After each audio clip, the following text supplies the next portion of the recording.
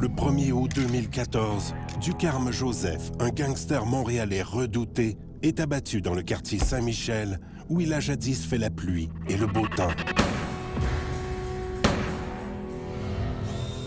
Il y a un expert en gang de rue de la police de Montréal qui a qualifié Ducarme Joseph d'être un des gangsters les plus dangereux de Montréal. Les gangs de rue, traditionnellement à Montréal, c'est vu comme étant plutôt le bas de l'échelle en matière de crime organisé. Mais des joueurs qui s'élèvent au sommet, comme Ducarme Joseph, peuvent être amenés à être en contact avec des sphères plus élevées, comme les motards criminels ou la mafia italienne, qui sont vraiment vers le haut de la pyramide. Ducarme Joseph est connu comme étant la tête d'un groupe qui brasse beaucoup dans le centre-ville, qui veut contrôler les établissements licenciés du centre-ville. C'est un individu qui est extrêmement violent, que tout le monde connaît dans le milieu. Mais à partir du moment où il est soupçonné d'être mêlé au meurtre du fils de Vito Rizzuto, donc l'ancien chef de la mafia italienne, on peut vraiment dire que là, sa vie tient seulement à un fil.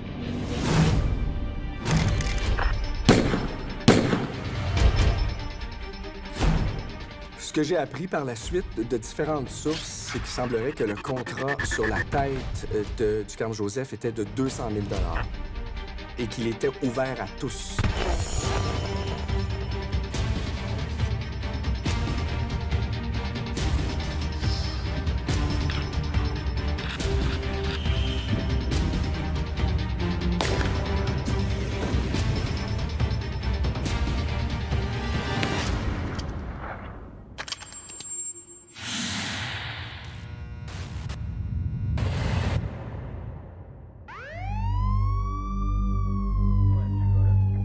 Ducarme Joseph est mort comme il a vécu, dans la violence.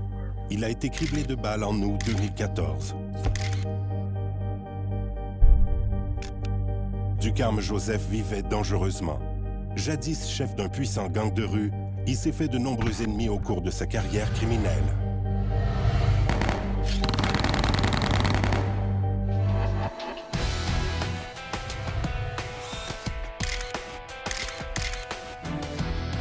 Ducarme Joseph a grandi dans le quartier Saint-Michel, au milieu de tout l'univers des gangs de rue.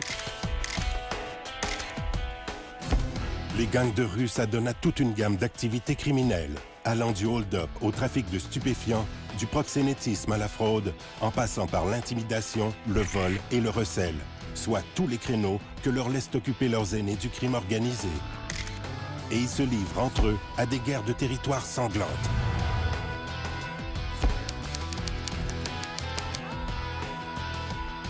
Pendant les années 90, les gangs de rue à Montréal se sont structurés autour de deux grandes familles. Alors, donc, on avait d'un côté les Rouges, qui étaient principalement, mais pas uniquement, basés à Montréal-Nord, Rivière-des-Prairies. Et ensuite, on avait les Bleus, qui étaient beaucoup concentrés autour du quartier Saint-Michel, mais pas limités à ce quartier-là.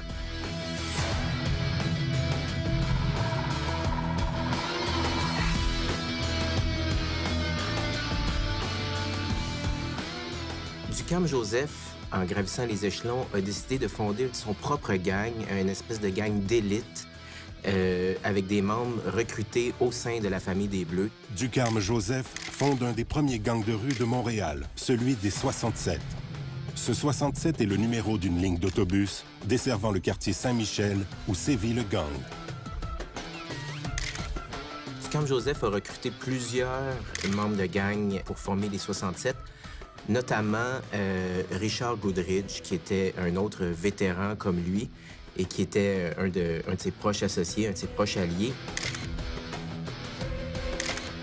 À 20 ans, Ducarme Joseph fait une entrée remarquée et honteuse sur la scène judiciaire. Le 8 janvier 1989, il écope de 8 mois de prison. Il a été condamné pour avoir forcé une jeune fille, pratiquement une enfant, elle avait 12 ans, à se prostituer.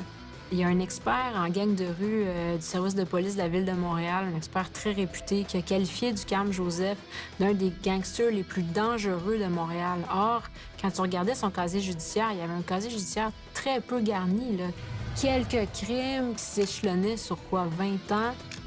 Son casier judiciaire était peut-être pas le portrait le plus juste de la place qu'il occupait dans l'échiquier criminel montréalais.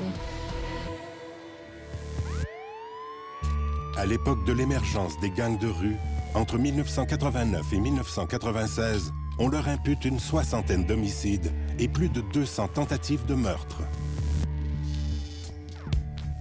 Il y a une couleur qui importe pour eux, puis c'est le vert, là. C'est la couleur de l'argent, puis on le voit bien avec Ducarme Joseph. Au départ, c'est un bleu, mais après ça, son nouveau gang qu'il forme, il n'y a pas d'allégeance, il porte pas de bandana bleu, puis de couleur particulière. Tu sais, le but, c'est ils veulent faire de l'argent rapide. L'avidité du gain de Ducarme Joseph est telle qu'il ose même s'en prendre à un club-école des Hells Angels. Ducarme Joseph et des associés, selon ce que la police a raconté, auraient tenté de voler un stock de drogue qui appartenait aux Rockers. Et eux ont tenté d'aller voler ces gens-là qui se sont défendus avec des armes à feu. Il y a eu un véhicule criblé de balles à travers ça. Un peu plus tard, il y a un proche des 67 qui a été assassiné en Haïti en représailles pour sa participation à ce crime-là. Ducarme Joseph n'a peur de rien, ni de personne. Ducarme Joseph avait la réputation de croire au rite vaudou et il portait, paraît-il, une amulette pratiquement en permanence sur lui et les gens, les plus jeunes membres de gang là, qui tournaient autour de lui, qui le fréquentaient, pensaient que c'était comme un être invincible. Il jouait là-dessus aussi. Donc, c'est un individu qui est extrêmement violent, que tout le monde connaît dans le milieu. Ses propres hommes à lui le craignent, mais évidemment, les gangs aussi adverses le craignent également parce qu'on sait ce dont il est capable.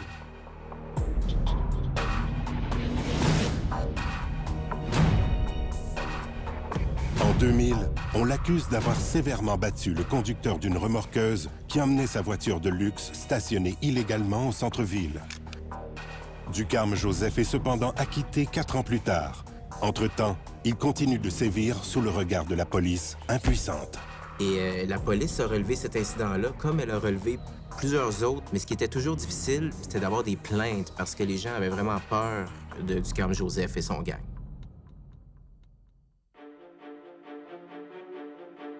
En 2003, un conflit éclate au sein du gang des 67.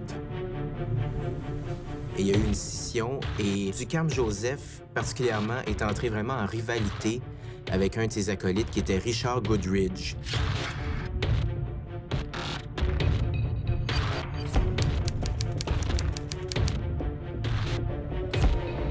Ducarme est allé de son côté avec une partie de ses associés et Goodridge est allé de l'autre côté avec d'autres membres de gang. Ducarme Joseph et Goodridge étaient à l'époque des amis et ils sont devenus des frères ennemis.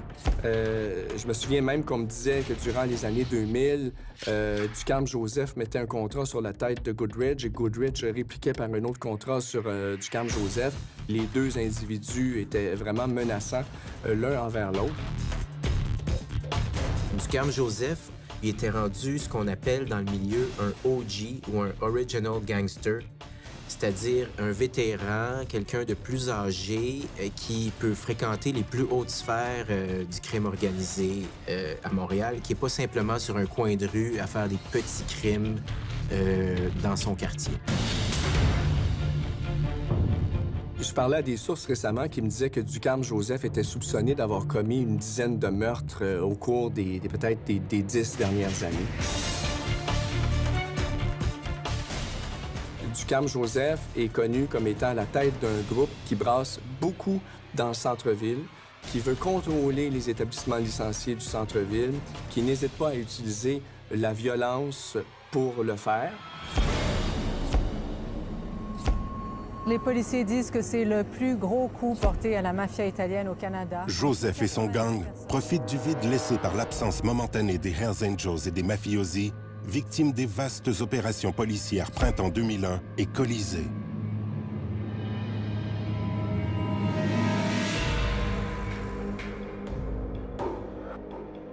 Il Il avait l'habitude de sortir dans des endroits branchés, tout ça. Puis il y a un soir, le 19 septembre 2009, il soupait avec ses lieutenants au Buonanotte, qui est un restaurant chic de la rue Saint-Laurent. Puis à un moment donné, il y a un conflit qui a éclaté. Et là, Ducarme-Joseph a pété les plombs. La situation s'envenime et un portier intervient pour calmer les esprits. Mais Joseph est incontrôlable. Joseph et ses hommes lancent de la vaisselle et du mobilier à ceux qui tentent de se mêler de l'affaire.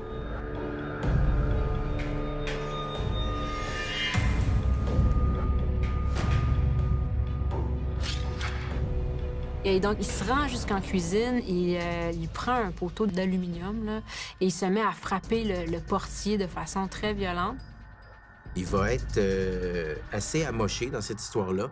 Et encore une fois, ni lui ni le gérant de l'établissement vont vouloir porter plainte auprès des policiers. Cet incident-là, en plus, a été capté par les caméras de surveillance du Buonanotte. Donc, c'est quelques semaines plus tard que les policiers de Montréal, l'escouade Eclipse, qui est chargée d'enquêter sur les gangs de rue, mais aussi sur la violence urbaine, ces policiers-là entendent parler de l'affaire et vont voir au Buonanotte d'abord s'il y a quelqu'un qui veut porter plainte. Personne ne veut porter plainte. En saisissant les bandes vidéo des caméras de surveillance du restaurant, les policiers obtiennent assez de preuves pour porter des accusations contre Joseph et ses acolytes. Les 4 hommes sont arrêtés, puis relâchés sous caution en attendant la suite des procédures. Les gangs de rue, traditionnellement à Montréal, c'est vu comme étant plutôt le bas de l'échelle en matière de crime organisé. Mais des joueurs qui s'élèvent au sommet, comme Ducarme-Joseph, peuvent être en contact avec des sphères plus élevées, comme les motards criminels ou la mafia italienne. Et s'ils ont fait preuve de leurs habiletés et de leur capacité à utiliser la violence, ils peuvent servir de fiers à bras, de soldats un peu, pour des organisations plus importantes, la mafia, les motards, divers groupes du crime organisé à Montréal.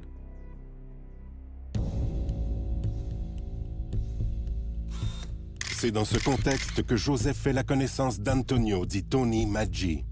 C'est un entrepreneur en construction et promoteur immobilier qui, selon la police, est lié assez étroitement à la mafia italienne à Montréal. Bientôt, les 2 hommes vont se voir impliqués dans un événement sanglant qui va secouer le milieu montréalais. Sa fréquentation de Tony Maggi va amener Ducarme-Joseph dans les parages de la mafia italo-montréalaise, déchirée par une guerre intestine. Ducarme-Joseph, lui, avait déjà des rivaux ou des ennemis dangereux au sein du monde des gangs de rue. Mais à partir du moment où il est soupçonné d'être mêlé au meurtre du fils de Vito Rizzuto, donc l'ancien chef de la mafia italienne, là, il devient vraiment une cible, un homme marqué. Et on peut vraiment dire que là, sa vie tient seulement à un fil.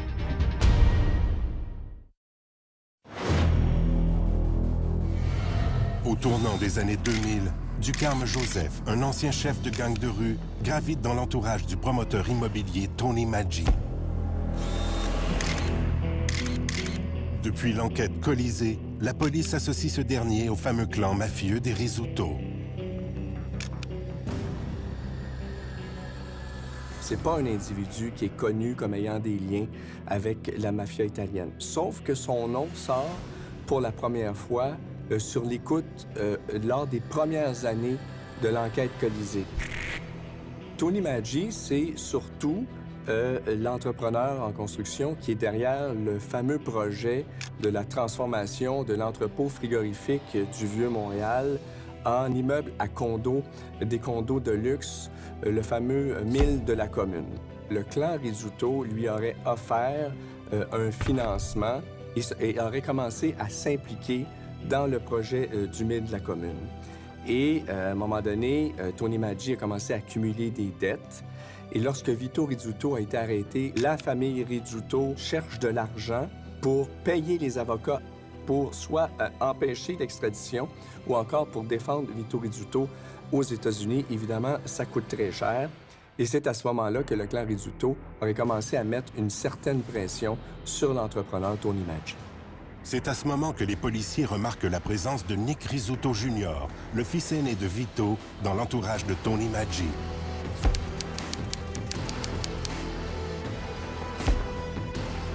En fait, c'est la famille Rizzuto, le clan Rizzuto, qui l'a placé là pour surveiller les affaires de Tony Maggi, probablement pour prendre le contrôle de ses affaires, éventuellement se faire rembourser sa dette, mais probablement aussi, beaucoup plus que ça, l'entrepreneur était visiblement tombé sous le contrôle de la famille. À compter de 2005, la situation de Tony Maggi s'envenime. Il est d'abord victime d'un mystérieux enlèvement, mais il réussit à échapper à ses ravisseurs.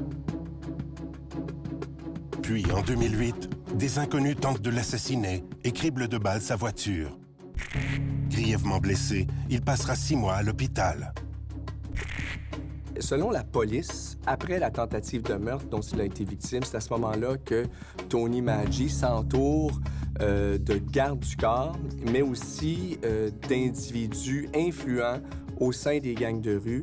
Donc, c'est à ce moment-là que Lamartine Sévère-Paul et Ducarme Joseph commencent à graviter autour de Tony Maggi. Et selon ce qu'on nous avait dit, c'est que ces individus-là et leur groupe collectent de l'argent au nom de l'entrepreneur Tony Maggi et sont également impliqués dans des actes d'extorsion. Donc, visiblement, aux yeux de la police, à ce moment-là, l'entrepreneur en construction a vraiment basculé dans l'autre camp. Dans les enquêtes de la division du crime organisé, les policiers ont souvent vu Ducarme Joseph en présence de Tony Maggi ou aller au bureau où Tony Maggi travaillait tous les jours. Ils travaillaient ensemble, ils avaient un lien privilégié. Certains policiers pensent que Ducarme Joseph était un des gardes du corps de Tony Maggi. Le clan, à un certain moment, veulent récupérer leurs billes, leurs investissements dans le projet de l'entrepôt frigorifique du Vieux-Port, mais malheureusement pour eux, le projet connaît certaines difficultés et Tony Maggi ne peut pas ou ne veut pas, c'est pas tout à fait clair, remettre tout l'argent au clan Rizzuto.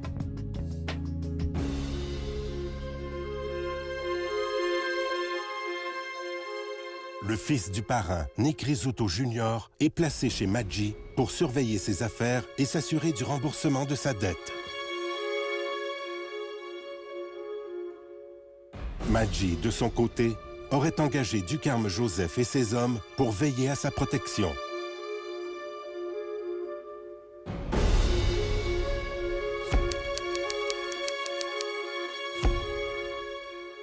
Ce que la police a déterminé au fil du temps, c'est que c'était un peu les gros bras au service de Tony Maggi, que ce soit pour aller peut-être collecter des dettes, de l'argent que des gens lui devaient, ou pour de la protection aussi s'il se sentait menacé. Cet homme-là se promène depuis déjà quelques années à bord d'un véhicule blindé. Il se promène toujours accompagné de gardes du corps qui le suivent dans un véhicule qui est devant le sien ou même derrière le sien. En janvier 2004, Vito Rizzuto est arrêté à la demande des autorités américaines en rapport avec un triple meurtre commis à New York en 1981. Le parrain montréalais s'oppose à son extradition, mais perd la bataille. On l'extrade aux États-Unis, où il passera plus de 5 ans derrière les barreaux. Une fois que le parrain est extradé aux États-Unis, l'ordre établi au sein du crime organisé à Montréal s'écroule un peu et on commence à voir des attaques en règle contre l'autorité de la mafia italienne, du clan sicilien qui est dominant à l'intérieur de la mafia. Federico Del Peccio, qui est un restaurateur très proche des Rizzuto, est assassiné derrière son restaurant. Des observateurs estiment que cette exécution va servir de déclencheur. Une série d'événements tragiques va suivre. Des témoins rapportent avoir vu la victime se faire tirer dans le dos par 2 Noirs alors qu'il se trouvait dans le stationnement du restaurant La Cantina dans le nord de Montréal. Le mobile de ce meurtre ne sera jamais connu. En revanche, les enquêteurs disposent de certains indices. Les policiers ont trouvé sur un des objets ayant servi à la commission du meurtre l'empreinte digitale d'un des hommes de Ducarme Joseph. Et lorsque les policiers, les enquêteurs de la section des homicides du SPVM examinent les tours de communication dans ce secteur-là, le jour du meurtre de Del Pelcio, ils réussissent à capter le téléphone de Ducarme Joseph. Il semblerait également que ce soit Ducarme Joseph qui a acheté la fourgonnette qui a servi comme véhicule de fuite. Donc, il semblerait qu'il y ait eu un conflit entre Tony Maggi et Federico Del Pelcio, une dette d'un montant environ de 700 ou de 800 000 $. Le 28 décembre 2009, un autre drame sanglant secoue la mafia italo-montréalaise. On assassine Nick Rizzuto Jr. à quelques mètres des bureaux de Tony Maggi. Des témoins rapportent avoir vu un noir l'abattre de plusieurs coups de feu. Nick Rizzuto Jr., c'est pas quelqu'un qui avait le charisme ou l'influence de son père Vito. Par contre, il veillait aux intérêts de la famille et partout où il se présentait, il y avait l'ombre de son père en arrière qui plane. Et donc, quand on l'envoyait pour tenter de récupérer de l'argent qui était dû ou veiller aux intérêts de la mafia dans certains projets, certains investissements, récupérer certaines sommes, c'était un symbole fort quand même. Au lendemain de cet assassinat, la rumeur court que Ducarme Joseph n'est pas étranger à ce coup d'éclat. Les policiers captent sur les tours de communication dans le secteur les numéros de téléphone des hommes de Ducarme Joseph. Moi, on m'avait déjà dit que Ducarme Joseph aurait conduit le véhicule de fuite ce fameux jour-là. Il y a d'autres sources, par contre, qui disent non, il n'était pas là, semble-t-il. Mais toujours est-il qu'ils ont des indices voulant que ce soit encore le groupe de Ducarme Joseph qui puisse être impliqué dans ce meurtre-là. On parle ici d'une victime qui est proche de la mafia et d'un crime... Selon la police, et c'est toujours le cas aujourd'hui, les meurtres de Federico Del Pelcio et de Nick Rizzuto Jr. sont liés par le mobile, puis sont liés également par les auteurs présumés. Il y aurait un lien avec l'entrepreneur en construction Tony Maggi, mais il faut faire attention, jamais Tony Maggi n'a été accusé de ces meurtres-là. Ce que j'ai su à un moment donné au sujet du meurtre de Nick Rizzuto Jr., c'est que Ducarme Joseph et son groupe auraient dû recevoir une paie de 200 000 $ pour ce contrat-là. Joseph et son groupe n'auraient jamais été payés en totalité. Ils auraient reçu une somme de 60 000 $ en tout sur les 200 000. Il n'y a pas que des policiers qui croient que Joseph a trempé dans ces assassinats. Des mafiosi du clan Rizzuto le pensent probablement aussi. Selon diverses sources du monde interlope, un contrat est mis sur la tête de Joseph et il s'élève à 200 000 $. Et ce contrat est ouvert à tous. Rares sont les membres du crime organisé ou des chefs de gang qui se font pas des ennemis au fil des ans. À partir de ce moment-là, c'est certain qu'ils vivaient sur du temps emprunté.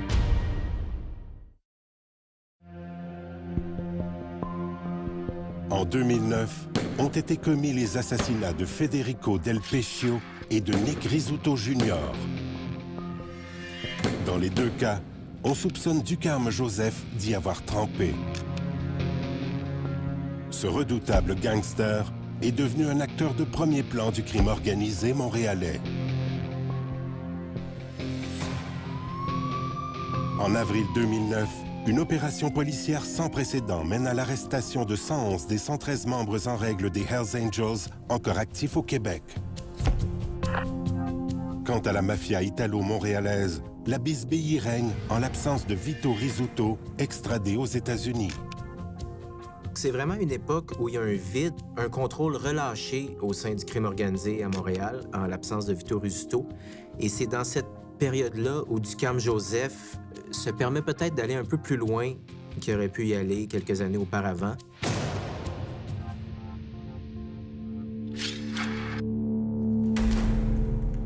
À ce moment-là, il roule en voiture de luxe, vit dans une grosse maison de plus qu'1 million dans l'ouest de Montréal et fréquente les grands restaurants, les clubs privés où ça coûte cher et, en gros, emmène très large au centre-ville de Montréal.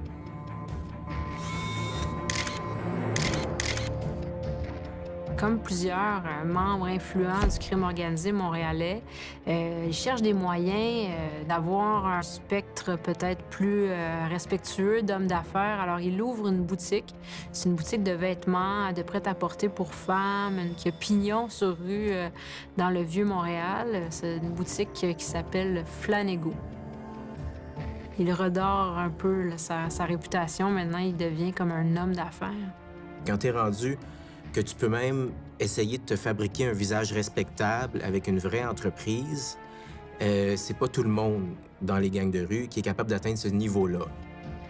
Ducarme Joseph avait vraiment une fascination pour les gangs de rue américains, un en particulier qui s'appelait le Folk Nation. Et le symbole du Folk Nation, c'est un trident. Le commerce du Ducarme Joseph, ça s'appelle Flanago. Et le W est un trident, clin d'œil au Folk Nation américain. Moins de 3 mois ont passé depuis l'assassinat de Nick Rizzuto Jr. quand, le 18 mars 2010, en après-midi, Ducarme Joseph se trouve en compagnie d'autres hommes dans sa boutique fermée pour rénovation.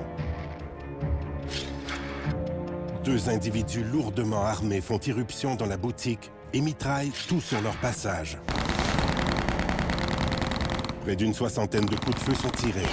Peter Christopoulos, le garde du corps de Joseph, s'écroule, mortellement atteint.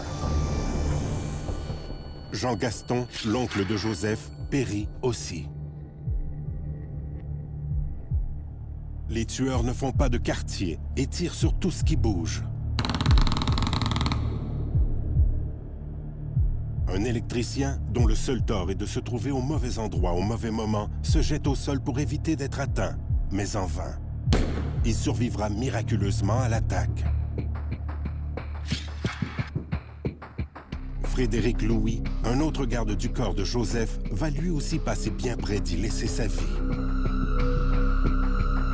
Ce qu'il raconte est absolument incroyable. Lorsque les 2 individus entrent à l'intérieur du commerce, ils se réfugient dans la salle de bain. Un des 2 tueurs qui se rend jusqu'à la porte et Frédéric Louis bloque la porte avec son corps et s'appuie sur le mur. C'est une petite salle de bain et s'appuie sur le mur avec son autre main. Et pendant qu'il se protège et qu'il fait tout pour pas que la porte ouvre, l'individu, le suspect, tire au travers de la porte et l'atteint de plusieurs projectiles. Il continue malgré tout à tenir la porte. Et finalement, le tueur, au bout de quelques secondes, va finir par quitter les lieux, là, parce qu'à un moment donné, j'imagine, il ne pouvait pas rester là indéfiniment. Mais il s'en est tiré, lui, miraculeusement. Au moment où les 2 individus entrent dans le commerce et se mettent à tirer partout, Ducarme Joseph est là, est à l'intérieur, derrière le comptoir, et il parvient à s'échapper à toute vitesse en quelques secondes. On ne sait pas exactement comment Ducarme Joseph a réussi à échapper aux tireurs, mais chose certaine, que ce soit en sortant par la porte arrière ou en se cachant dans un recoin qu'il connaissait de son établissement, il s'en tire indemne et on le retrouve ensuite, quelques instants plus tard, en train de parler au téléphone et d'appeler au 911 pour signaler qu'il y avait eu une fusillade.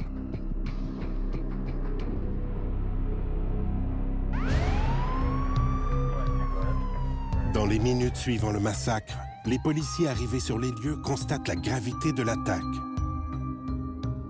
Les 2 survivants, le garde du corps et l'électricien, sont emmenés d'urgence à l'hôpital.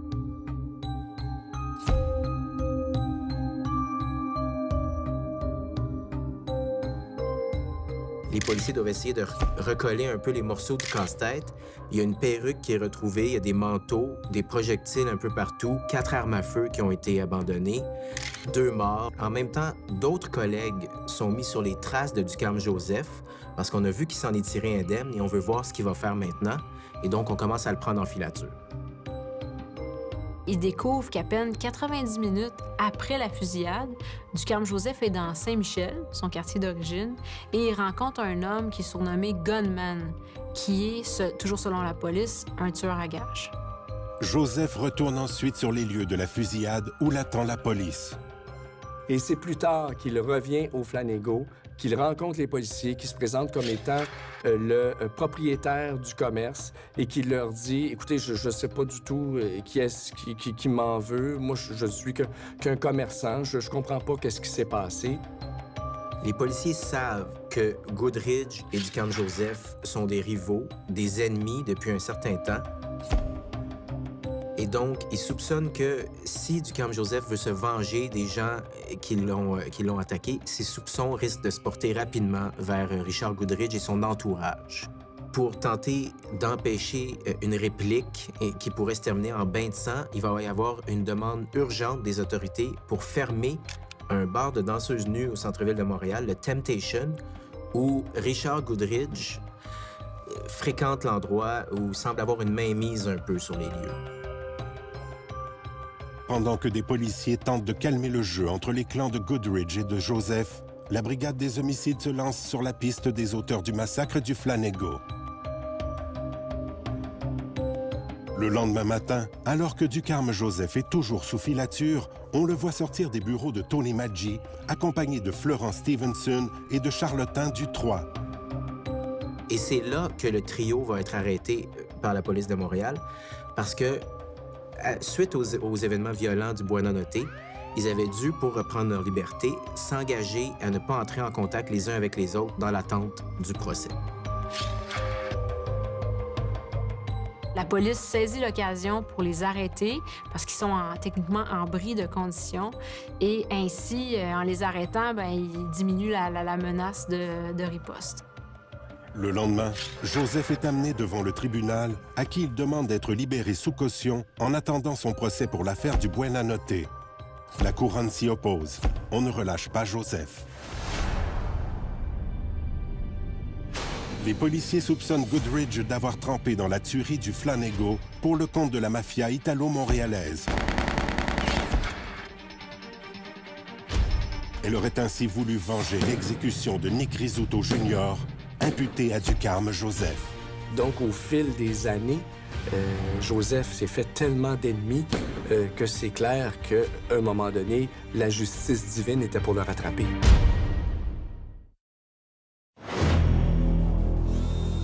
En mars 2010, 2 tueurs ont fait irruption dans la boutique du gangster Ducharme Joseph et ont abattu 2 hommes. Mais celui-ci a échappé au massacre comme par miracle.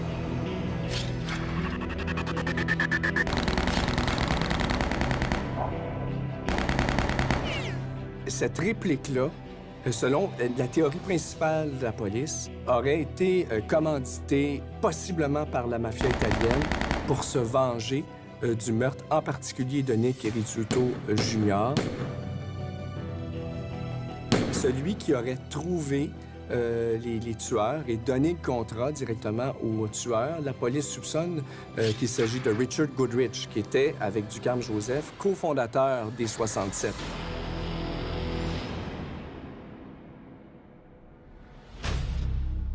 Des mafiosi en veulent à Joseph, soupçonné d'avoir trempé dans l'assassinat du fils du parrain. Pendant que Joseph purge du temps de prison, la police se met à la recherche des auteurs de la tuerie, qui sont loin d'avoir commis le crime parfait. Quand la police se met à enquêter tout de suite après la fusillade, ils récoltent évidemment des témoignages de plusieurs témoins, dont celui de 2 passants qui ont noté un numéro de plaque qui va mener plus tard la police à la voiture de location utilisée par les meurtriers pour fuir les lieux du crime. Donc, les policiers, avec le numéro de plaque, se rendent à l'agence de location et découvrent qu'un certain Carrie Isaac Régis a loué la voiture.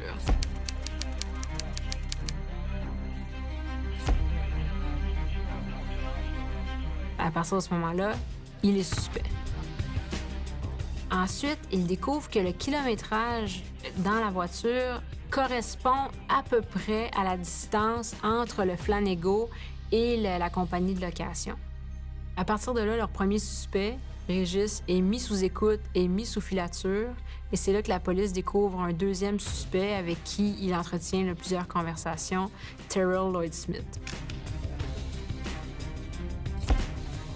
Donc, la police passe la voiture au peigne fin et découvre les empreintes digitales d'un homme qui est fiché, Carl Gabriel, Gabriel devient le 3e suspect dans l'affaire. Les policiers concluent que Carrie Isaac Regis conduisait la voiture de fuite, alors que Terrell Lloyd Smith et Carl Gabriel étaient les tireurs.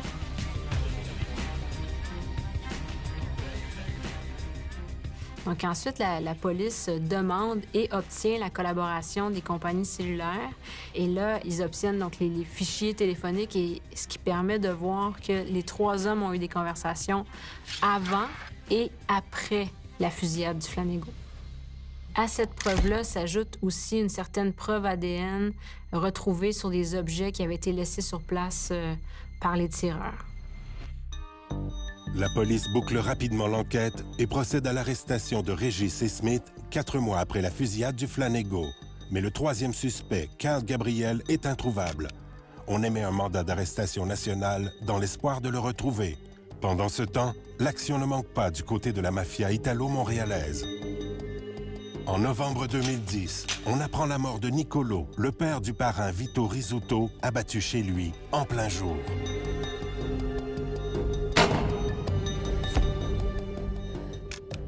Une lutte intestine et sanglante continue de déchirer la mafia italo-montréalaise. On remet en question la domination du clan sicilien des Rizzuto. Puis, en octobre 2012, les médias, comme tout le milieu criminel montréalais, sont en effervescence. On annonce le retour prochain de Vito Rizzuto, libéré de sa prison américaine. À la veille de la sortie de prison de Vito Rizzuto, ce qu'on sait, c'est que il va revenir à Montréal avec une liste noire de personnes qu'il souhaiterait voir éliminées carrément. Et Tony Maggi et Ducarme Joseph sont sur cette liste noire-là. Donc, en 2009-2010, les adversaires des Rizzuto ont le gros bout du bâton. Et Ducarme Joseph peut respirer un peu plus à l'aise. Mais c'est lorsque Vito Rizzuto revient au pouvoir à l'automne 2012 et en janvier 2013, il reprend son trône de parrain de la mafia italienne. C'est là où ça commence à sentir vraiment le roussi pour Ducarme Joseph. Tony Maggi n'est pas sans savoir qu'il est aussi visé que Ducarme Joseph par les mafiosi siciliens qui les soupçonnent d'avoir trempé dans le meurtre du fils de Vito Rizzuto. Certains incidents troublants surviennent et ramènent le nom de Maggi dans l'actualité. Sa femme est d'abord victime d'une étrange tentative de meurtre. La tentative d'assassinat sur sa femme, ce que m'avaient dit des sources à l'époque, c'est que les policiers n'ont découvert absolument aucun indice, aucune trace d'impact sur le véhicule, alors que, supposément, le présumé tireur, un jeune homme âgé dans la vingtaine, était tout près et a fait feu en direction du véhicule. Est-ce une vraie tentative de meurtre ou c'est une théorie qui circulait à l'époque? Des policiers pensaient que Tony Maggi pouvait aussi avoir simulé cet acte-là dans un but d'avoir une protection supplémentaire de la part de la police parce que cet homme-là en est très conscient, sa vie est en danger. Quelque temps plus tard, un homme encagoulé surgit près de la résidence de Maggi. Mais celle-ci est surveillée par des gardes du corps et l'intrus ne tarde pas à déguerpir. Il a finalement quitté les lieux rapidement en laissant, semble-t-il, sur place son arme. Du moins, c'est ce qu'on m'avait raconté. Et là aussi, la police questionnait si c'était pas un canular ou si c'était bel et bien une tentative d'attaque. Mais ça reste encore, ces événements-là, ça tourne encore toujours autour de l'énigme qui entoure cet entrepreneur-là en construction. Il est désormais clair, Rizzuto revenu à Montréal, les gens ne tarderont pas à se rallier à lui. Dès janvier 2013, il a repris officiellement son titre de parrain de la mafia. C'était plus difficile pour Ducarme Joseph.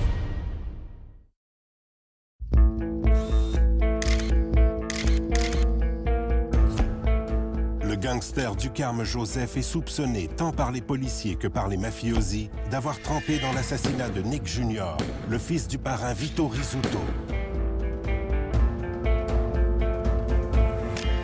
En 2012, celui-ci est libéré de sa prison américaine et il rentre à Montréal. À partir du moment où Vito Rizzuto est revenu à Montréal, c'était plus difficile pour Ducarme Joseph. C'est à ce moment-là dont on m'a dit qu'il avait quitté la région de Montréal. Des sources m'indiquaient qu'il aurait été à un moment donné dans le secteur de Gatineau.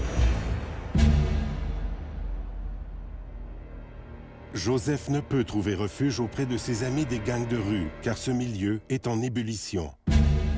Durant cette période, on assassine 2 de ses alliés, soit Chénier Dupuis et Lamartine Sévère-Paul.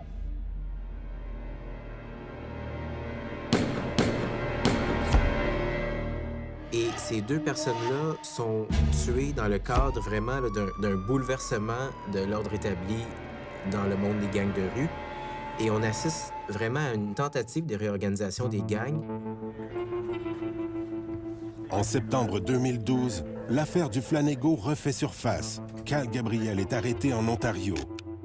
Il va faire face à la justice en même temps que ses présumés complices, Carrie Isaac Régis et Terrell Lloyd Smith. Reconnus coupables de 2 meurtres prémédités et de 2 tentatives de meurtre, ils écoperont de la prison à vie. Entre-temps, une nouvelle prend tout le monde par surprise. Vito Rizzuto, rentré depuis 1 an et demi à peine à Montréal, décède des suites d'un cancer du poumon le 23 décembre 2013 à l'âge de 67 ans. C'est certain que ça a eu l'effet d'une bombe. C'est certain qu'à partir de ce moment-là, ça changeait vraiment la donne de la direction du crime organisé à Montréal. Et il y a des gens qui peuvent avoir espoir d'échapper à sa vengeance avec sa disparition. Par contre, ce qu'il ne faut pas oublier, c'est qu'il laisse derrière lui une organisation et il y a plusieurs personnes au sein du clan sicilien qui sont encore tout à fait capables de mener à terme ses projets. Donc, ni Tony Maggi, ni Ducarme Joseph, à ce moment-là, sont tirés d'affaire.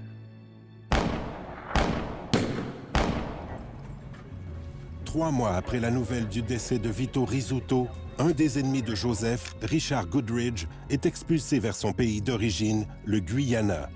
Il y a eu des témoignages de policiers contre lui. Un policier avait raconté, entre autres, que Richard Goodridge faisait partie d'un gang qui était très proche des Rockers, qui est un ancien club-école des Hells Angels.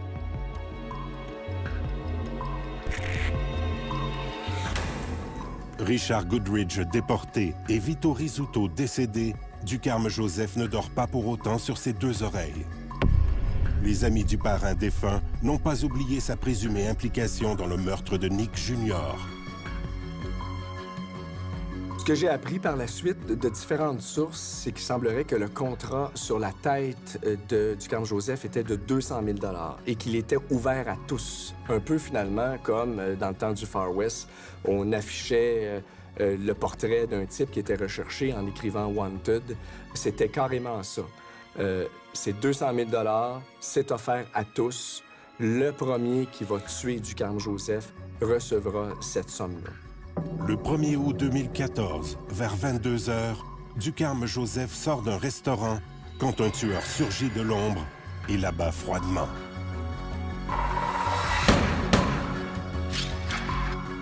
Dans le quartier Saint-Michel, celui de sa jeunesse, Ducarme Joseph perd la vie.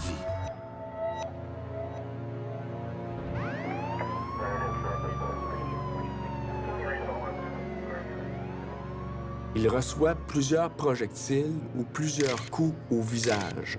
En fait, il est littéralement dévisagé. Moi, on m'a raconté que jamais on avait vu ça. Visiblement, le contrat sur Ducarme Joseph vient de quelqu'un qui voulait pas seulement qu'on le tue, mais qui voulait également passer un message. C'est clair que c'est une vengeance qui est derrière ça. Et rapidement, la première théorie qui est venue, c'est évidemment une voulant que ça soit la vengeance du clan Rizzuto.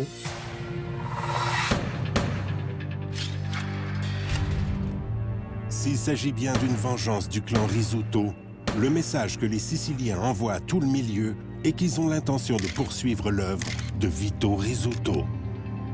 Ducarme Joseph s'est toujours vanté même de vouloir évoluer dans les ligues majeures, d'être un personnage important à Montréal, mais à partir du moment où il s'est frotté au clan Rizzuto, c'est certain que sa vie risquait d'être en jeu dans cette affaire-là. Ducarme Joseph portait une amulette. Il croyait au vaudou, mais au bout de plusieurs années, finalement, la magie vaudou avait cessé d'opérer.